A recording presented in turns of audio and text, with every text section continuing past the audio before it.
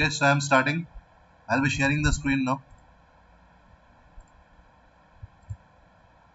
Is my screen visible?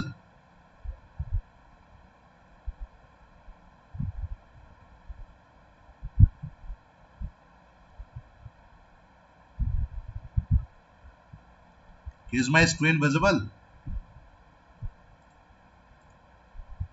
Hello, screen दिखाई दे रहा है? Yes, sir. Okay.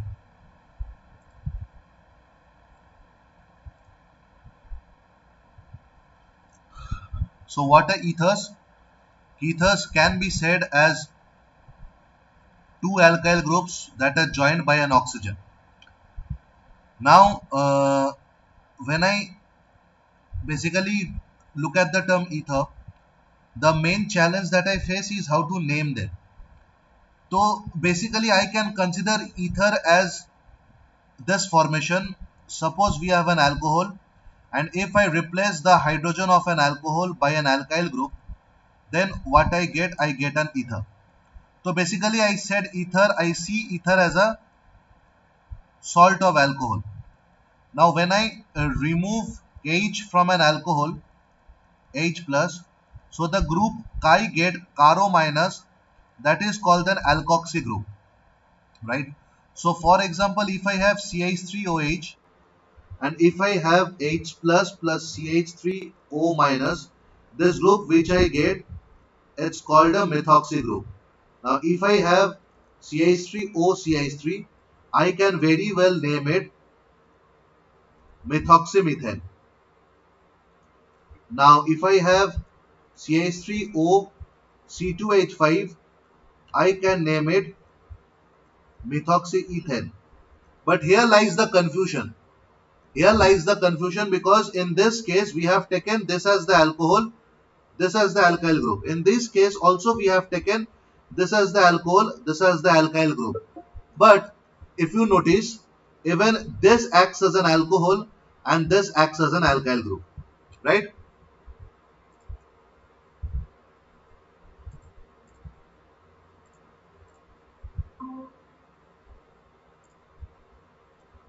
Now, so here is my biggest confusion regarding which to write and what to write.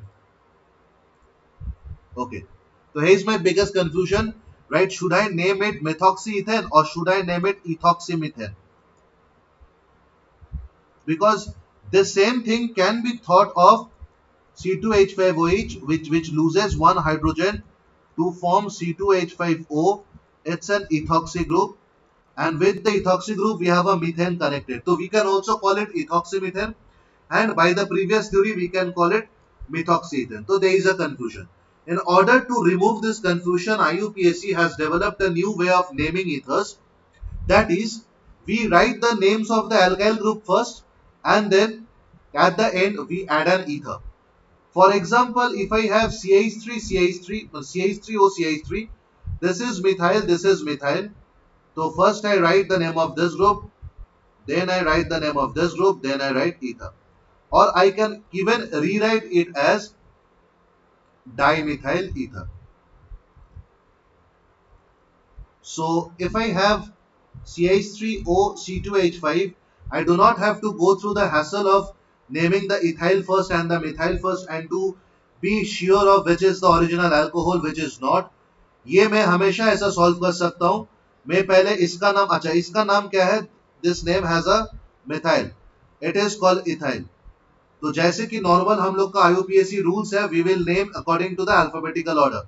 तो हम लोग पहले naming देंगे ethyl, then हम लोग नेमिंग देंगे मिथाइल, देन हम लोग नेमिंग देंगे ईथर. तो through this chapter we will name it in this form. You might have some names in the methoxy and ethoxy forms, but do not get confused. Once you write what that name suggests, you can easily find out what that ether is all about. So this is the very basic introduction of ethers.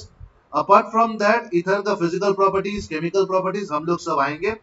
But फिलहाल let us focus on the preparation of ethers.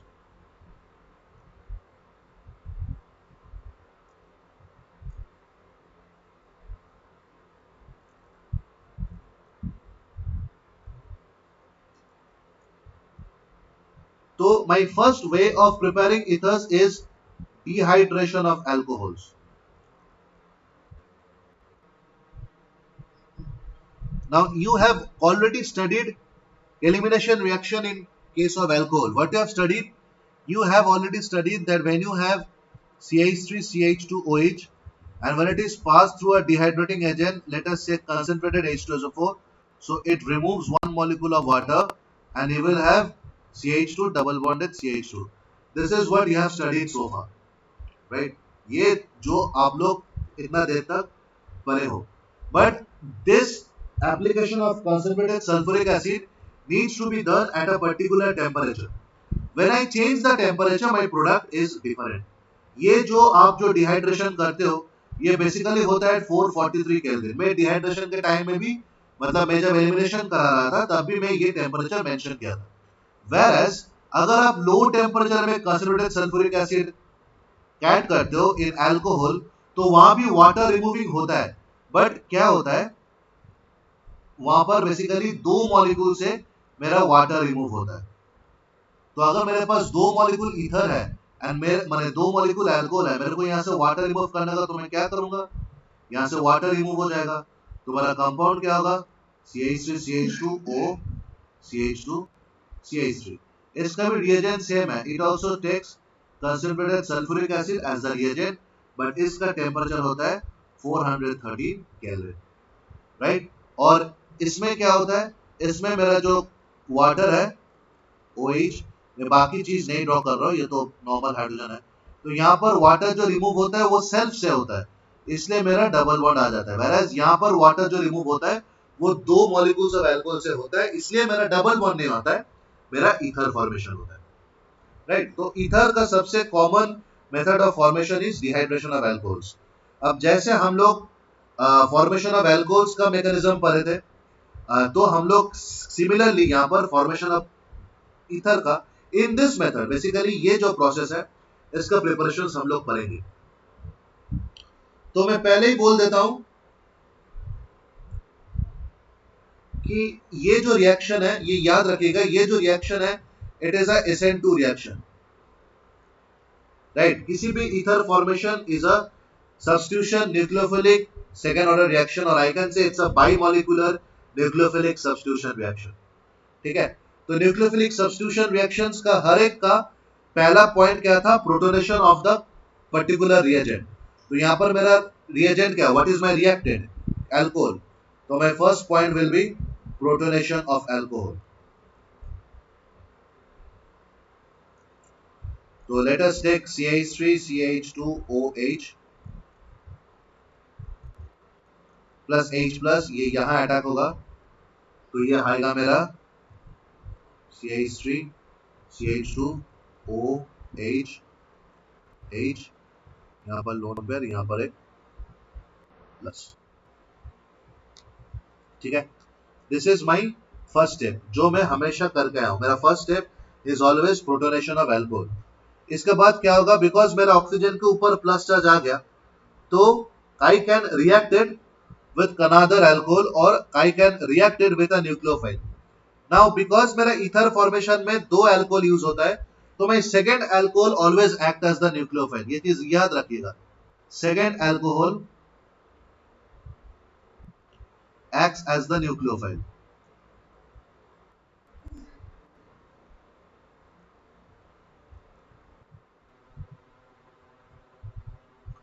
अच्छा ये कैसा होगा, take this.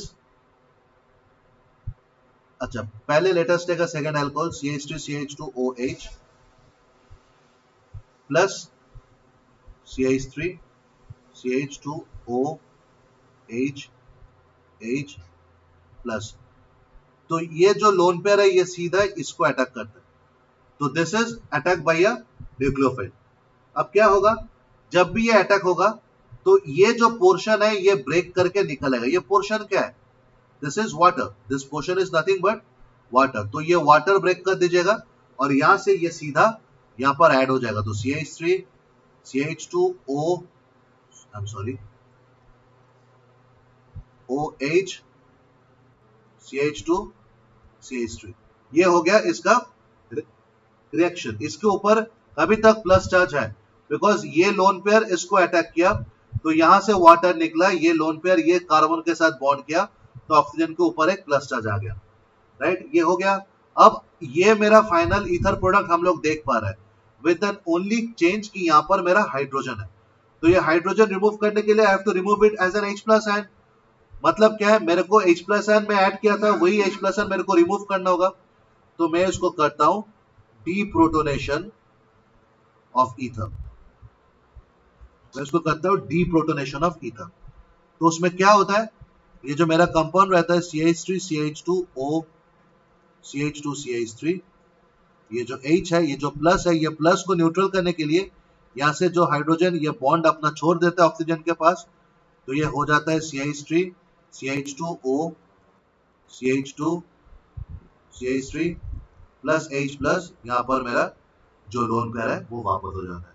तो this is my formation of ether. Is it clear?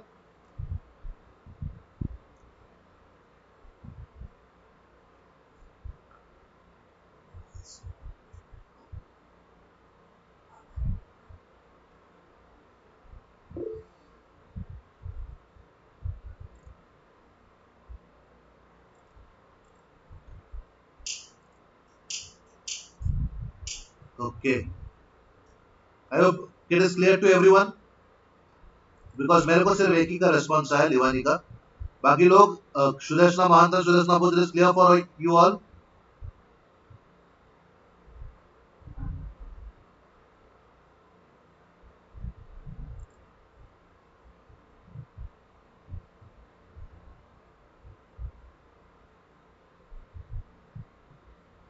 Okay,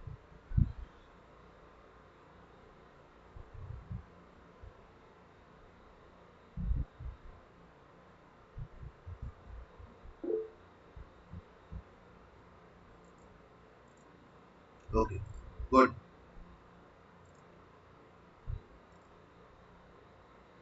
तो this method is only suitable, this method is only suitable when my alkyl groups are primary. This method is only suitable when my alkyl groups are primary. And this method has many shortcomings, because ये method जब भी तुमको करना है, तुमको temperature को always लो ही करना है। अगर तुम हाई टेम्परेचर कर दिया तो सीधा मेरा फॉर्मेशन ऑफ एल्कीन हो जाएगा। तो the above process is to be carried out in low temperature, because high temperature will lead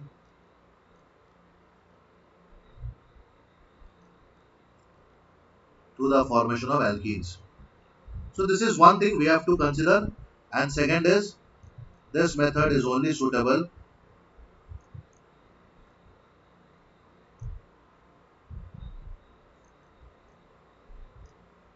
for alkyl groups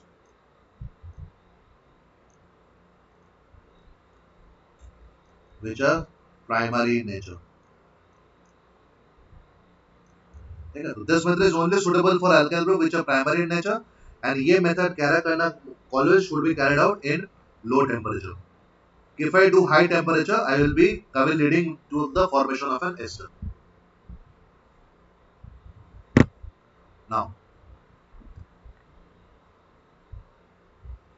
we have a second method of preparation, which is called Williamson synthesis.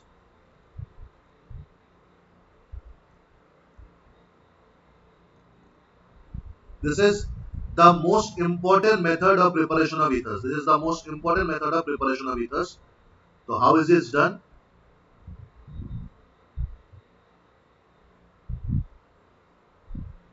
Give me a second.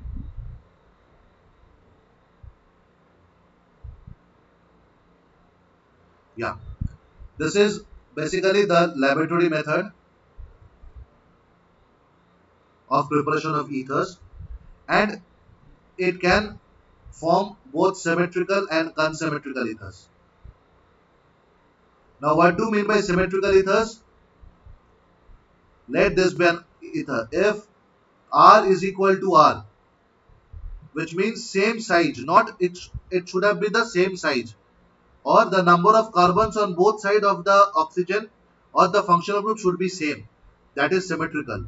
And if R is not equal to R dash, let me do it R dash. And if R is not equal to R dash, then we'll have an unsymmetrical ether. Okay. So what does this Williamson synthesis say about? इसमें क्या होता है? इसमें we need a haloalkane and we need a sodium salt of alcohol. So we need HX plus we need RONA. So what happens? Sorry. We need RX and we need RONA. So what happens? This X and this Na joins together to form NOx and we have ROR. Let this be R dash. So this is RO R dash. These are ethers. Now यहाँ पर दो case हो सकता है. एक either this can be primary, secondary or tertiary, or this can be primary, secondary और tertiary. तो मेरे को ये चीज देखना होगा कि अगर ये दोनों प्राइमरी सेकेंडरी एंड टर्शियरी है तो कि सबके लिए मेरा सेम कंपाउंड फॉर्म होगा, रिएक्शन सेम होगा. Let us see. तो केस 1, कंसीडर प्राइमरी हैलोएल्केन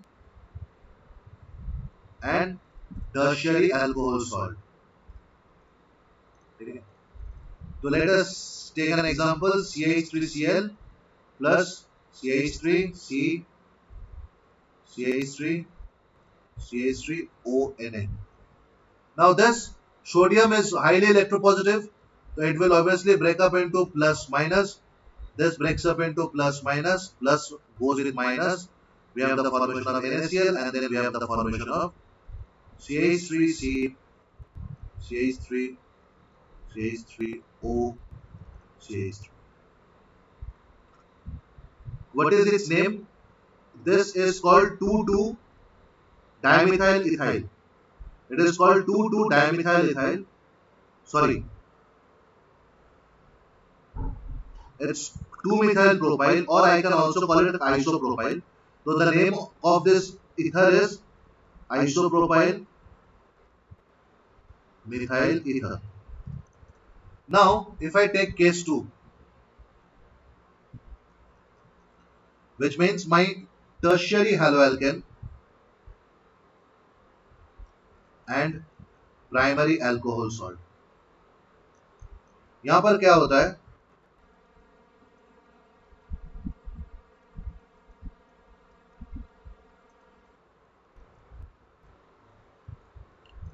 यहां पर this breaks up into plus minus. यहां पर this also breaks up into plus minus. But because tertiary halogen, ये टर्शियरी हैलोजन है, and because मैं यहां से क्लोरीन को एलिमिनेट करना चाह रहा हूं, तो इसका प्रेफरेंस होता है towards डिहाइड्रोहैलोजिनेशन. It always prefers to undergo dehydrohalogenation, which means minus HCl. माने ये जो कंपाउंड है, ये जो टर्शियरी कंपाउंड है, यहाँ से ऑलवेज कोशिश होगा कि मैं एक HCl को निकाल लूं. अगर मैं यहाँ से HCl को निकालूं तो मेरा क्या कंपाउंड आएगा? मेरा कंपाउंड आएगा CH3 डबल बॉन्डेड CH2. मेरा ये कंपाउंड फॉर्म होता है, बट मेरे को क्या फॉर्म करना था? ईथर. तो मेरा ईथर इस केस में फॉर्म होगा नहीं. This will be my majority of the compound.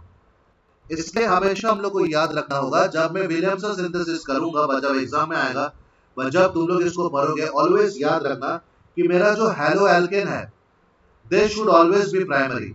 बाकी मेरा ये जो अल्कोहल सॉल्ट है, ये सेकेंडरी हो, टर्शियरी हो, प्राइमरी हो, whatever be the case, it will not hamper the formation of ether. उसका रीजन क्यों है? बिकॉज मैं किसके साथ सॉल्ट बना रहा हूं? अल्कोहल का, सोडियम के साथ. Sodium is highly electropositive. तो वो अल्कोहल हो, वो लाइक प्राइमरी हो, सेकेंडरी हो, टर्शियरी हो, sodium will break up into sodium plus and the remaining minus है. वेयरएज अगर तुम प्राइमरी हैलोएल्केन कर रहे हो, तो वहां पर क्या होता है? CH3 इजीली रिमूव कर देता है Cl को, एंड ये जुड़ के मेरा ईथर बनाता है। बट अगर तुम टर्शियरी हैलोजन करते हो तो जब भी मैं Cl को निकालने का कोशिश करूंगा, बिकॉज टर्शियरी हैलोजन का कार्बोकैटायन बहुत स्टेबल है, वो क्या कोशिश करेगा, वो वो कंपाउंड से KCl रिमूव करने का कोशिश करेगा, जिसका नाम है डीहाइड्रोहैलोजिनेशन। इसके चक्कर में क्या होता है, मेरा एक डबल बॉन्डेड कंपाउंड फॉर्म होता है instead of forming my ether. So this is one thing we should always keep in mind.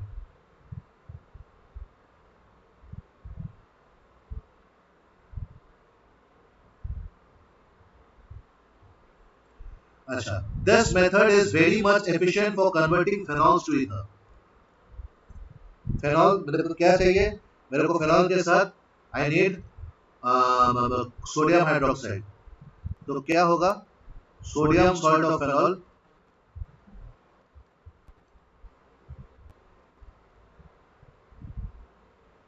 उसके साथ मैं अगर RX ऐड करूं तो मेरे को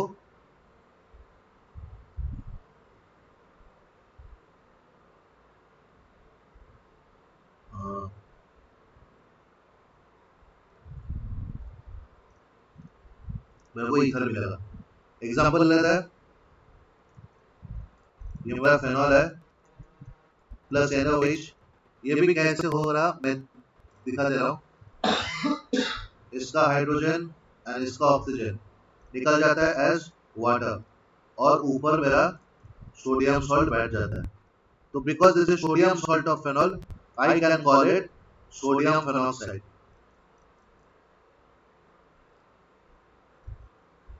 एंड उसको अगर KH प्लस और अगर तुम वहां पर RX दे रहे हो तो तुम्हारा कंपाउंड आएगा OR, बिकॉज ये जो सोडियम है और ये जो X है, ये सोडियम हैलाइड होके निकल जाता है।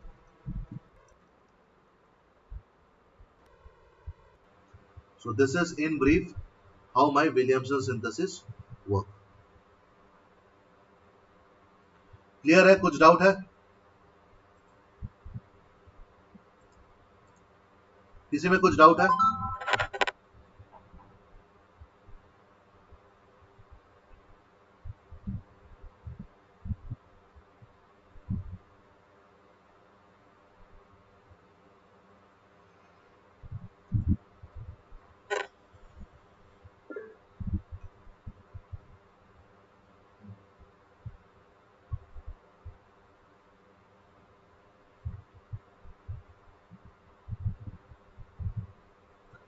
अच्छा, excuse me for a minute, मेरा ये जो link will directly be going into the physical properties of ethers. So ethers are polar compounds because the CO bonds are polar in nature. So I will go for physical properties. तो ये जो मेरा ROR है, मतलब यहाँ पर जो मेरा CH3O CH3 whatever you can say, ये जो COC bond है, these bonds are polar in nature and therefore they have a net dipole moment. But इन लोग का पोलरिटी उतना भी ज्यादा नहीं है and they are not so high ताकि इन लोग का बॉइलिंग पॉइंट पे वो लोग इफेक्ट करे। तो इसका बॉइलिंग पॉइंट बेसिकली इसका कॉरेस्पॉन्डिंग एल्केन्स का मास के साथ सेम होता है, वेर एज कॉरेस्पॉन्डिंग एल्कोहल्स के रेस्पेक्ट में इन लोग का बॉइलिंग पॉइंट बहुत ही कम होता है। एल्कोहल्स का बॉइलिंग पॉइंट ज्यादा होने का logic, they have strong hydrogen bonding, but ether में कोई हाइड्रोजन बॉन्डिंग नहीं होता। ठीक है, तो ये दो मेजर प्रॉपर्टीज है कि they have a dipole moment but उतना भी ज्यादा नहीं ताकि इन लोग का बॉइलिंग पॉइंट हैम्पर हो जाए। एंड सेकंड, इन लोग का boiling point same molecular mass वाला एल्केन के साथ सेम रहता है, लाइक कंपेरेबल रहता है, वेरएज सेम मॉलिक्यूलर मास वाला अल्कोहल के साथ बहुत डिफरेंस रहता है। अल्कोहल का बॉइलिंग पॉइंट ऑब्वियसली हाई है then ethers because of presence of high amount of hydrogen bonding. तो next we come to my chemical reactions.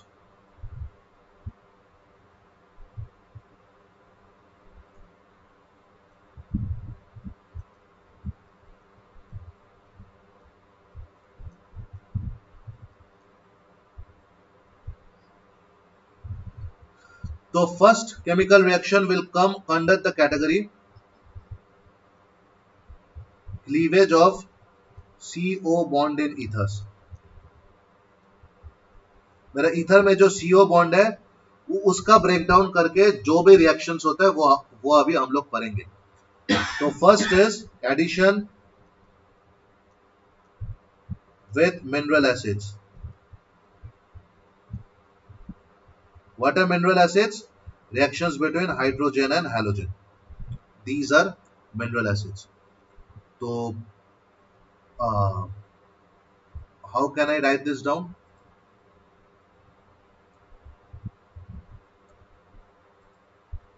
I can write this down as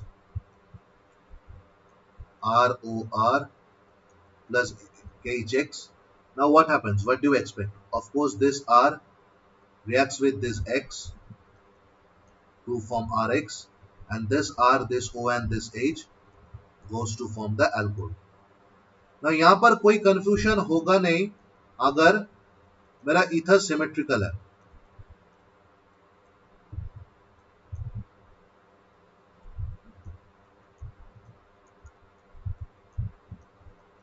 because तुम ये लो या ये लो, you will have the same set of products. But सवाल आता है when my ether is non symmetrical,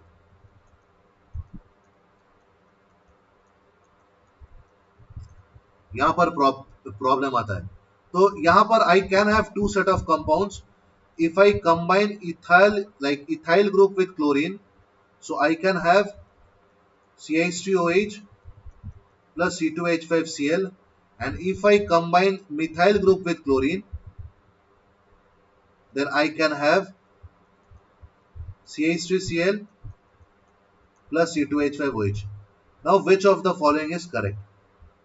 In order to prove the correctness, मेरे पास एक रूल है जिसको पोपॉफ्स रूल बोला जाता है। पोपॉफ्स रूल बोलते हैं कि कहीं पर भी अगर मेरा ईथर हो या एस्टर हो, ये दोनों में ही मेरा CO बॉन्ड क्लीव होता है। अगर मेरे पास ऐसा कोई मौका है जहां पर मेरे को carbon and oxygen bond break करना पड़े, बट वो ऑक्सीजन के दो साइड में मेरे पास दो दो कार्बन है, एंड मेरा कंफ्यूजन होगा कि किस ऑक्सीजन कौन सा कार्बन के साथ रहेगा, किससे दूर जाएगा, तो ये ऑलवेज याद रखना पड़ेगा कि मेरे पास जो ऑक्सीजन है it will stay with the lesser number of carbon atom, it will always stay with the lesser number of carbon atom. तो मैं अगर पहला वाला एग्जांपल ले लूं, CH3O C2H5 को अगर तुम ब्रेक करोगे, CH3 this oxygen stage with CH3, तो यहां से ब्रेक होगा, मेरे पास होगा CH3OH एंड मेरे पास होगा C2H5Cl।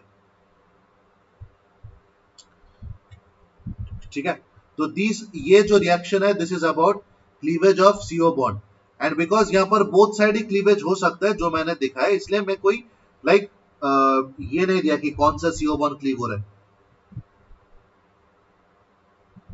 ओके, नेक्स्ट इज ये जो मैं लाइक ROR प्लस HX, ये जो मेरा R-X प्लस ROH फॉर्म हो रहा है, ये जो HX का है इसका reactivity is maximum in case of iodine, and then it decreases as bromine and chlorine, which means KHI is more reactive than HBr than HCl. Why? Because large size of iodine, longer bond length, very weaker bond, easier to lose hydrogen, right? तो अगर मैं HI use करूं तो मेरे को iodine बहुत आसानी से मिल जाएगा, एंड मैं एक हेलोएल्केन एक काइडोएल्केन बना पाऊंगा। अगर मैं HBr यूज करूं तो काइडिन जितना आसानी से मिला था उतना नहीं मिलेगा, बट मिलेगा। एंड अगर मैं HCl यूज करूं तो my reaction will be slower than all the previous processes. So this is what Popper's rule said, and this is how you can find out the cleavage of CO in ether.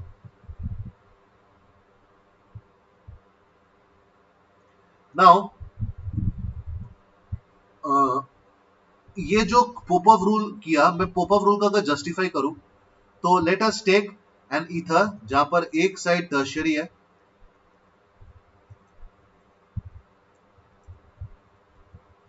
And दूसरे side primary है। If we react with KHI, By Popov's rule, this should be formed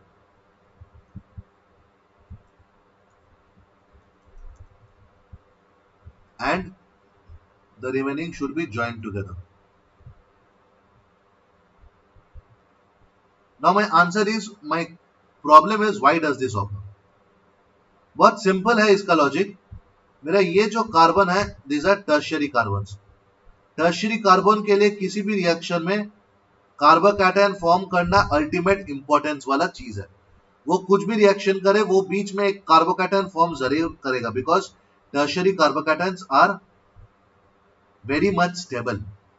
तो because ये tertiary है, it will try to form a carbocation. If it tries to form a carbocation, what will be the reaction?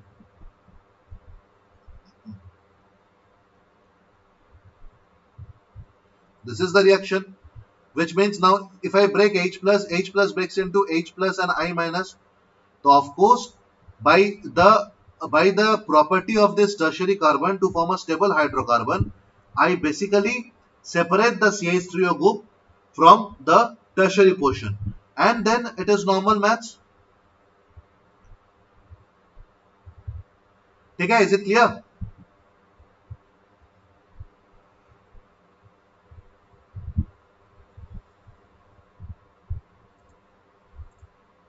Hello, लिख लो chat में yes या no.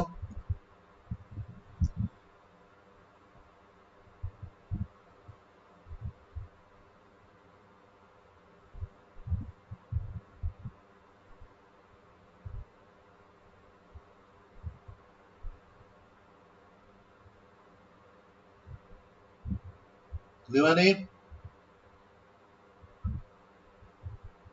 Clear है?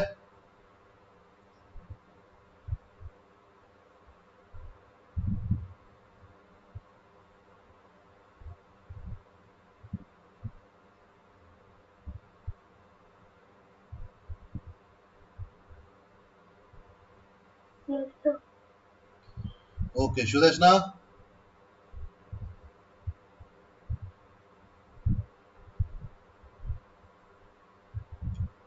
Okay Bose.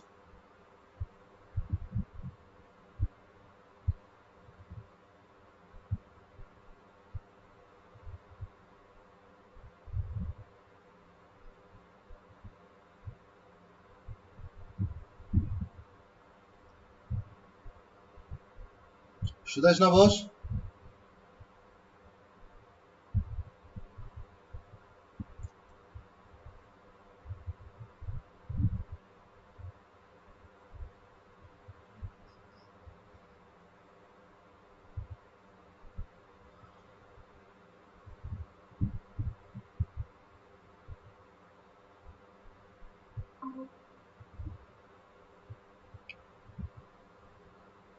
Okay. The next thing which we are going to study is electrophilic substitution.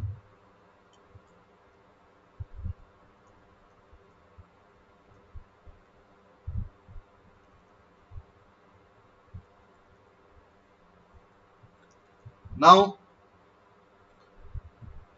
ether, like alcohol and halogen, is an electron donating group.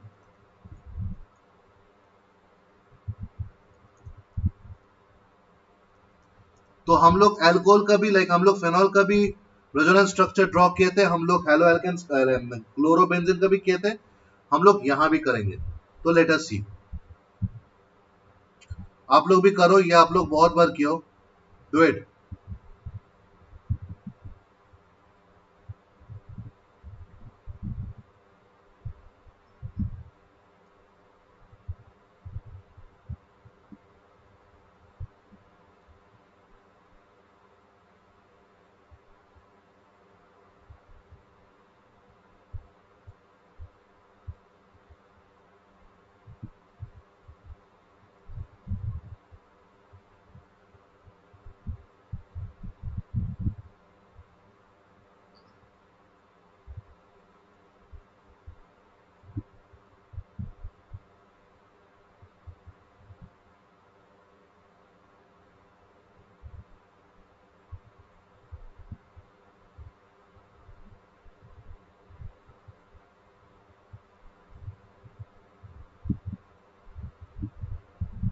तो ये जब मैं resonance कर रहा हूं मैं देख रहा हूं एज इट इज मेरा ये पोजीशन और ये पोजीशन में मेरा नेगेटिव चार्ज हो रहा है रेस्पेक्टिवली ये तीनों पोजीशंस आर मेरा ortho para positions and ortho para positions में बिकॉज मेरा इलेक्ट्रॉनिक चार्ज का एग्जिस्टेंस है मतलब इलेक्ट्रोफिलिक सब्स्टिट्यूशंस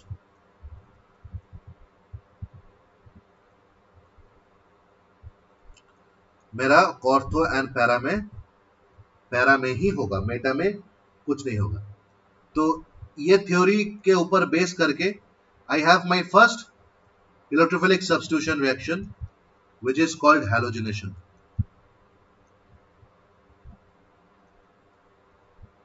So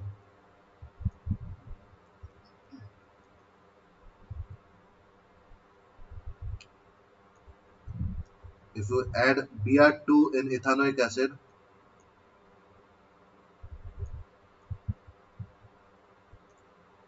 पहले क्या होगा पहले मेरा ऑर्थो पोजिशन ऑर्थो फॉर्म होगा फिर पैरा फॉर्म होगा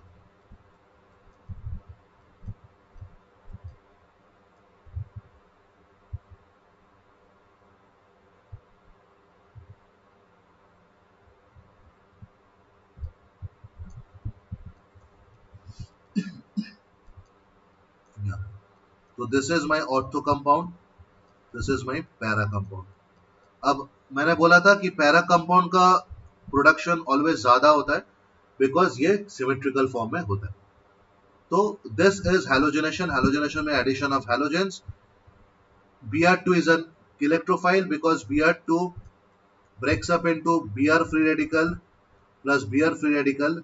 This Br free radical needs another electron to complete its bond. That another electron is basically obtained by the Br in the ortho para positions जहां पर electron density ज्यादा हो जाता है during the process of resonance.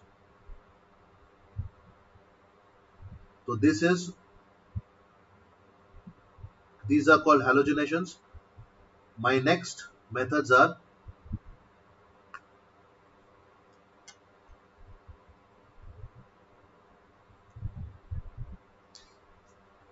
acha. One more thing, this entire thing is called an anisole. Remember this. Entire thing is called an anisole. Okay. My next is Friedel-Crafts reaction.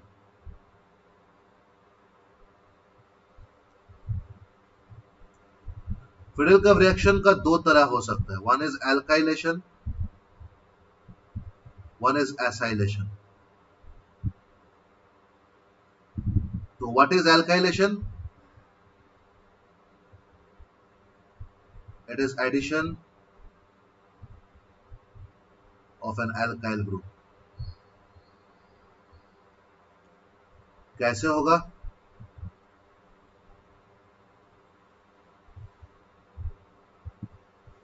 This is my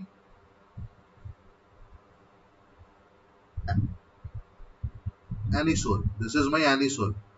With it, I add CH3Cl. So what happens is this position का जो hydrogen है, it reacts with Cl to form HCl and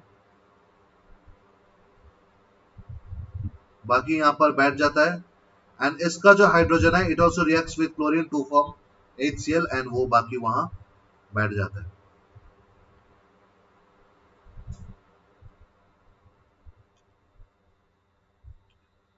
तो this is a ortho compound this is a para compound तो यहां पर हम लोग alkyl group add किए देयरफॉर इसका नाम is alkylation we can also add an acyl group now what is an acyl group is called an acid salt group कैसे होता है यू टेक कार्बोक्सिलिक एसिड उसका तुम एक हाइड्रोक्सिल हटाओ एक हैलोजन यहां पर ऐड करो तो आता है CH3 COX ये जो ग्रुप बनता है this is an acyl group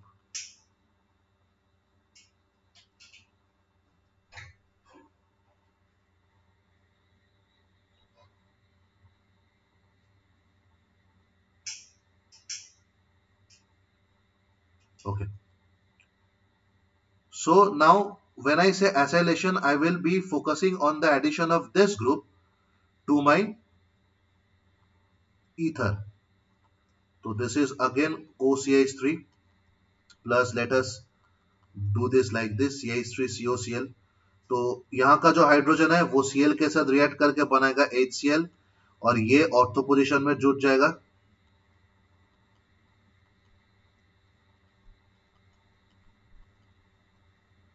and यहाँ का जो हाइड्रोजन है वो भी Cl के साथ बनाएगा HCl, और ये पूरा पैरा पोजीशन में घुस जाएगा.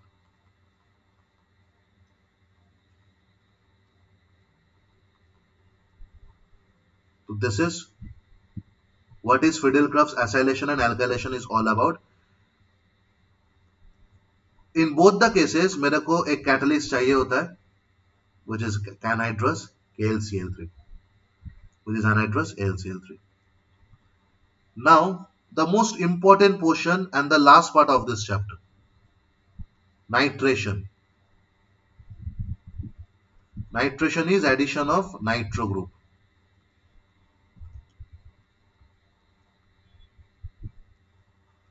Okay, तो very simple, OCH3 nitro group add करने के लिए मेरा बहुत स्टैंडर्ड रिएजेंट है concentrated nitric acid, concentrated sulphuric acid. तो क्या होगा, OCH3 NO2 plus OCH3 NO2. अब यहां पर एक छोटा सा एक्सेप्शन होता है. वो क्या एक्सेप्शन है? वो एक्सेप्शन है कि मेरे पास मेटा कंपाउंड भी फॉर्म हो जाता है. Now why? This is because एक बार जब ये कंपाउंड फॉर्म हो गया, एक बार जब ये कंपाउंड फॉर्म हो गया, तो OCH3 is an electron donating group and nitro is an electron withdrawing group. तो क्या होता है, इलेक्ट्रॉन विथड्रॉइंग ग्रुप का इफेक्ट प्रेडोमिनेंट कर जाता है ओवर OCH3. तो नाइट्रो का effect is more than OCH3, and nitrogen माने nitro completely attracts the entire electron pair towards itself. When it attracts the entire electron pair towards itself, मेरा Meta में I have a plus sign, and because meta में I have a plus sign, I have another nitro group which is being attaching to the meta position. तो याद रखना, जब भी हम लोग नाइट्रेशन करेंगे हम लोग को तीन प्रोडक्ट मिलेगा ऑलवेज. उसमें my para is the maximum, this is 51%, meta is 42%, and the remaining is ortho.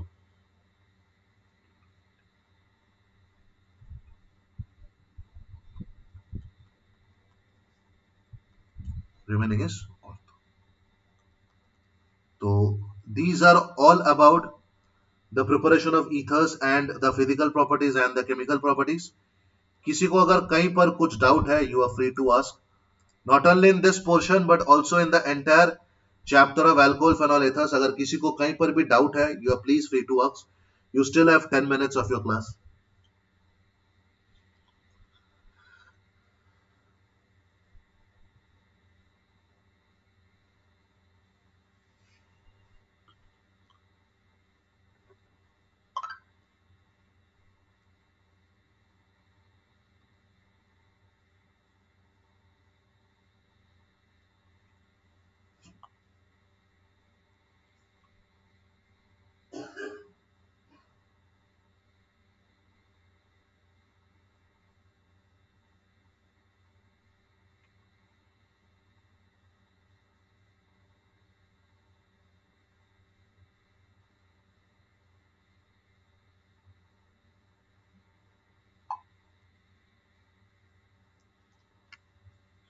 Sudarshana, समझ में आया?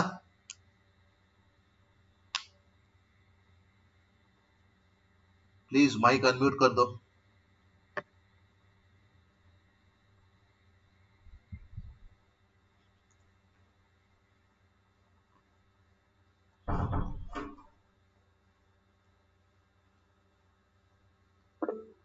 गुड. कुछ डाउट है?